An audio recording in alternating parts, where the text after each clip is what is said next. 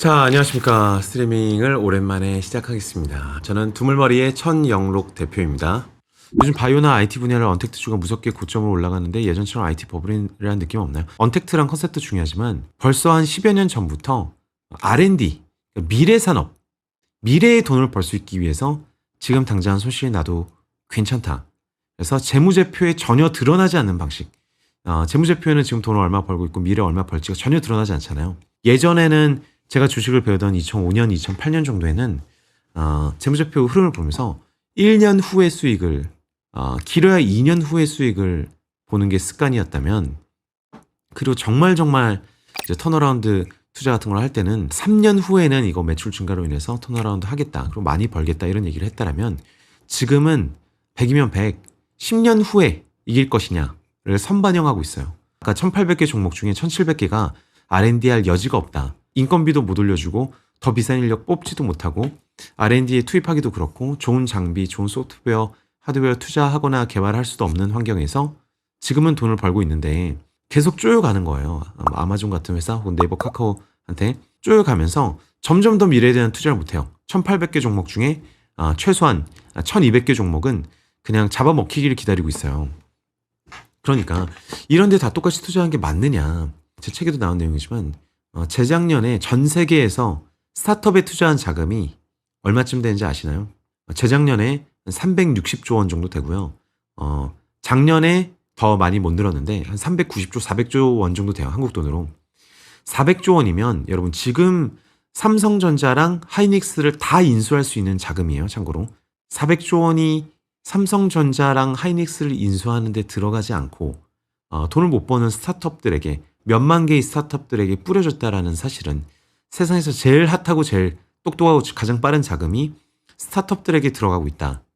이게 어떤 의미인지를 제가 스타트업 업계의 사람으로 계속 고민을 하다 보니까, 저도 스타트업에 들어와 있고 저도 제 자산의 상당수가 스타트업에 지금 들어와 있는 거기 때문에 왜 그럴까를 생각해 보면, 지금 미래 기술을 확보하는, 미래가 워낙 불투명한데 빠르게 성장할 걸 알기 때문에 미래 기술에 투자하는 것이 핫하고, 한편으로는 우리들의 스타트업의 우주에 하늘에 방이 붙어 있는 거예요. 자, 방은 완티드. 기존 산업을 무너뜨릴 수 있는 방법이 있으면 아무거나 가지고 오세요.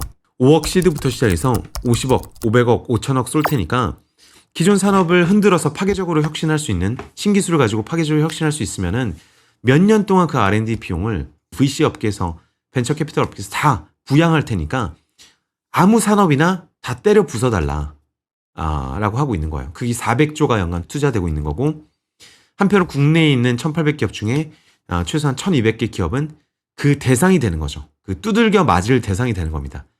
혁신 기업이 와서 혁신적으로 일해서 더 똑똑하고 더 창의적이고 더 기업가 정신을 갖춘 슈퍼스타들이 돈까지 더 많아요. 뒷줄에 이제 모험 자본이 쌓여있는 게 더 많아요. 그 돈까지 땡겨와서 거대 기업인 LG, SK 이런 데들이 천천히 움직이고 있다라면은 모든 영역에서 공격해 들어가는 거예요. 그리고 카카오도 마찬가지고, 사실은 네이버도 마찬가지고, 그걸 당하는 입장에 있지 않겠다. 우리도 공격하는 입장으로 들어가겠다라고 해서 엄청나게 선제적으로 투자를 하고, 좋은 기업이 나타나면 본인들이 이기지 못했으면 확 흡수를 해버리는 거고, 그렇게 가는 거죠. 재밌지 않나요? 그러면 우리가 투자해야 되는 방식이 완전히 바뀌고 살아가야 되는 방식도 제 생각에는 완전히 바뀌는 것 같아요.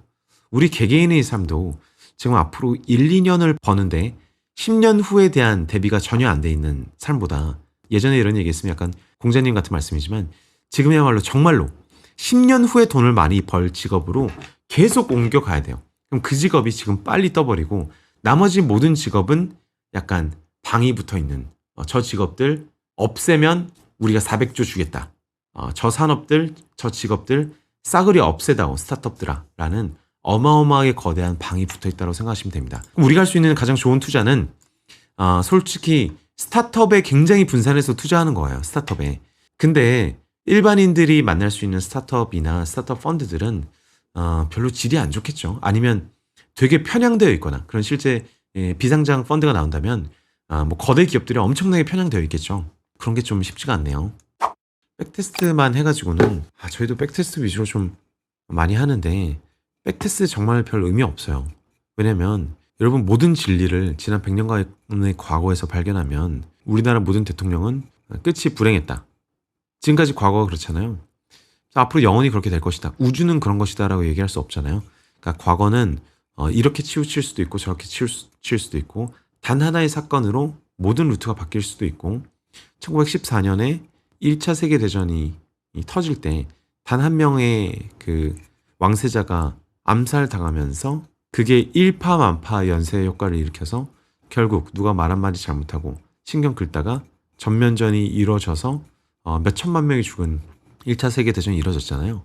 그럼 단 하나의 우발적 사건이 21세기를 지배했어요. 그 1차 세계대전이 없었으면 지금이랑 완전히 다른 미래가 이루어졌을 거 아니에요. 그죠? 어떤 것들은 필연적이었지만 어떤 건 전혀 필연적이지 않아서 그 후에 대통령도 다 달랐을 것이고 기업가들도 다 달랐을 것이고 엉망진창이었겠죠. 그러니까 과거란 굉장히 수없이 많은 우발로 이뤄진 단 하나의 흔적이에요. 하나의 흔적을 보고 그걸 모델링을 할 수 있느냐. 여러분들 예를 들어서 개울물이 흐르는 걸 딱 한번 보고 이 물과 중력을 다 모델링 할 수 없잖아요. 그래서 결과적으로는 훨씬 고차원적인 데이터가 필요해요. 근데 그거는 대비여서 말씀을 안 드리도록 하겠습니다. 매달 일정 금액 분산 투자를 한다면 굳이 마켓 타이밍, 거품에 대해서 신경 쓰지 않아도 되나요? 장기 우상향한다고 믿고요. 솔직히 저는 그렇다고 답해드리고 싶어요. 근데 그거는 제 마음이에요. 전 공학도가 아닙니다만 테크니컬한 저한테 물어본다면 꼭 그렇지만은 않다라고 답할 텐데요. 대중 강연자인 저에게 물어본다면 그렇다고 믿고 하는 것이 충분히 안전하다. 다시 테크니컬한 저는 그런 제 대중 강연자를 보면서 그러다가 장이 우하향 해버리면 어쩔 건데 어떻게 책임질 거야 이런 생각이 들고 다시 대중 강연자 입장에서는 그러다가 사람들이 투자 안 하면 어쩔 거야. 투자 안 하고 다 써버린다거나 투자의 재미를 느껴보지도 못한다면 어떻게 할 거냐. 오를 가능성이 훨씬 많은 게 사실인데 우하향 할 거라는 일말의 두려움 때문에 그렇게 얘기할 수 있느냐 헷갈리긴 하는데 굳이 결론을 내린다면 저는 그 분할 투자가 이미 너무 많은 리스크를 줄여주기 때문에 특히 단기 마켓 타이밍에 대해서는 전혀 신경 쓸 필요가 없다. 다만 거품에 대해서는 어느 정도 수준이 되기 전까지는 신경 쓰지 않아도 된다. 거품은 한 20년에 한 번 정도 신경 쓰면 돼요. 우리나라로 치면은 10년 후에 4천 가 있어야 되는데 10,000 이상 가 있다. 코스피가 10,000 이상 가 있다. 그러면은 도망칠 준비를 하고 있는 게 좋죠. 근데 그게 10,000에서 안 끝나고 15,000 갔다 올 수 있거든요. 거품을 재는 건 굉장히 어려운데 꼭지에서 한 15% 빠지면 그때 털어도 상관없는데 가는 말에는 계속 올라타 있는 게 맞는 것 같고요. 단기적인 마켓 타이밍은 정말 의미 없습니다. 분할 투자에서는, 분할 매수에서는 그러니까 꾸준히 하시는 것, 어느 정도 돈이 되기까지 꾸준히 하시는 것. 멘탈에 편하다면 주수로 생각해도 돼요. 난 삼성전자 10,000주 모은다, 뭐 1,000주 모은다. 비트코인도 막 모으는 사람 있잖아요. 몇 개인지가 중요하다. 그 로직이 또 테크니컬하게 보면 이상한 얘기인데 심리적으로 보면 되게 긍정적이고 좋아요. 장 빠지라고 약간 기도하게 되고 장 빠지면 되게 즐겁게 적극적으로 수집하게 되거든요. 금화라고 생각해 보세요. 내가 평생 금화 100개 모으고 싶은데 가격 빠지면 기분이 막 좋은 거잖아요. 금화 가격 떨어졌어. 신난다. 사자 막 이렇게 되잖아요. 그래서 단위에 대한 자기 스스로의 메타인지 이 접근 방법 이런 게 굉장히 중요한 것 같아요. 금을 위로 올리는 압박이 되게 많다고 생각해요. 그 압박이 많다고 해서 금이 꼭 올라가는 것은 아니지만 찍어 누르는 압박이 더 커질 수도 있지만 금은 올라갈 수 있는 이유와 어떤 프레셔가 정말 많구나. 저는 그래서 금을 너무 좋게 봅니다. 여러분들한테 금 사세요. 지금 더 올라가서 3,000달러까지 갑니다라고 대놓고 말씀드리진 못하지만 왜냐하면 금은 조금 장투라기에도 애매하고 단기적으로 하려면 테크닉이 많이 필요한데 어쨌든 포트폴리오 일부는 장투를 하시면 금이 뭐 한 3,000달러 갈 가능성이 저는 꽤 있다고 보는데 막 뭐 100% 있다는 게 아닙니다. 뭐 50% 있다는 것도 아니에요. 한 뭐 20-30% 정도 확률로 보는데 그게 올라갔을 경우에 혹은 그 압력을 타고 쫙 움직였을 경우에 다른 자산군들이랑 그 궁합이 되게 좋을 것 같아요. 터졌을 때 눈물이 나지 않을 만큼 벌릴 때 화끈하게 벌 만큼 들어가면 정말 좋겠습니다. 금이 오르면 정말 금을 위한 시대였구나라는 얘기가 줄줄 나올 거예요. 최근에 금 공부를 되게 많이 했거든요. 금화 같은 거 있잖아요. 금화 같은 거 되게 재밌어요. 금화가 1년에 미국에서 거의 한 4조 원, 5조 원 정도가 거래가 돼요. 굉장히 큰 시장이죠. 생각보다. 우리나라에서 금이 1년에 한 7조 원 정도가 거래되는데 양성 시장에서는 한 3.75조, 그러니까 4조 원 가까이 금이 거래가 되고 있어요. 제가 금화를 좀 사보려고 금화 스터디를 하려고 보니까 살 곳이 금화를 파는 사업장들이 있는데요. 신규 금화이거나 고금, 오래된 금을 다시 매입해갖고 고금 매입해서 다시 저한테 파는 거겠죠. 근데 사업장을 통하면 그게 부가세가 10%를 내야 돼서 금을 실물로 사기는 되게 어렵구나. 그럼 어디서 사느냐? 중고로 거래되는 게, 개인 대 개인으로 거래되는 게 한 1,000억 정도 되는데, 우리나라에서 연간 중고로 거래되는 게, 저도 중고나라에 들어가서 보니까 하루에 금을 사겠다 팔겠다는 게 게시판이 한 150개, 200개가 되는 거예요. 실제로 체결되는 것도 꽤 있어 보이고. 그래서 저도 한번 사볼까 하고 안에서 쓱 살펴보니까 너무 위험하겠다. 일단 금 사진 같은 것도 너무 잘 안 돼 있고, 그걸 보고 금인지 아닌지, 이 사람이 금인지 아닌지 전혀 좀 판단하기 좀 힘들고, 그다음에 사업자인지 아니면 뭐 강도인지 뭐 아무것도 알 수가 없어서, 금보다도 이제 금화 거래 쪽에서 혁신의 물결이 나타나겠구나 고민을 좀 해본 거죠. 금화를 한번 사보고 싶다. 이거 되게 재밌다. 금화 시장이 되게 재밌다. 그리고 금화를 가지고 있으면 기분이 되게 좋을 것 같은 거예요. 특히 이제 교육적으로 아이들한테 이게 얼마야, 뭐 요새 돈에 대해 설명하기가 되게 힘들잖아요. 동전이나 지폐가 큰 가치가 있어 보이지도 않고, 사람들이 그걸 잘 안 쓰고 다 카드 많이 쓰고 점점 핀테크 많이 쓰고 이러다 보니까 실물로 되게 반짝이는 금 같은 걸 보여주면서 이게 이만한 가치가 있는 거야 같은 거를 좀 피부로 느끼게 설명해 주고 싶더라고요. 하나 살려고 보니까 1온치짜리가 금화가 지금 한 뭐 250만 원, 280만 원 이렇게 하는 것 같아요. 여러분들도 금을 보유하고 또 투자하기 위해서 금화 같은 거 한번 사보시는 거는 저도 좋을 것 같아요. 근데 개인 간 사는 것이 부가세상 좋다. 사다 보면 이제 수집하는 재미가 생기고, 그러다가 어느 날 그것이 확 높아져 있으면, 플러스 이제 부가가치가 더 붙어 있으면은 이제 잘 팔 수도 있겠죠. 금화가 법정 화폐인 나라가 있냐고 물어보시는 분이 있는데, 이거는 조폐국에서 찍어내면은 법정 화폐인데, 뭐 이런 식이에요. 300만원짜리 금화인데 뒤에 이제 50달러라고 써져 있어요. 법정 화폐로서 300만원짜리인데 가져가면 50달러는 최악의 경우에도 정부에서 돌려주겠다라는 거죠. 그래서 법정 화폐 개념이라고 할 수 있겠죠. 그래서 저는 뭐 큰 돈 아니어도 금화 수집 같은 데 좀 취미를 붙여볼까 생각 중입니다. 이렇게 하면 뭐 되게 비싼 취미 같지만 그게 아니라 되게 좋은, 재테크적으로 되게 좋은 취미가 될 수 있겠다라는 생각이 좀 들어서요.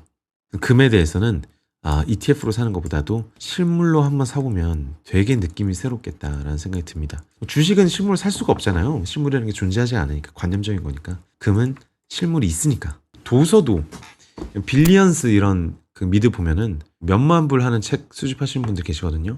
이 수집을 할 때 여러분들이 알아두셔야 될 게, 프리미엄이 비싼, 이미 비싸진 걸 사는 건 굉장히 위험하지만 한편으로는 더 위험한 게 싸구려 사는 거예요.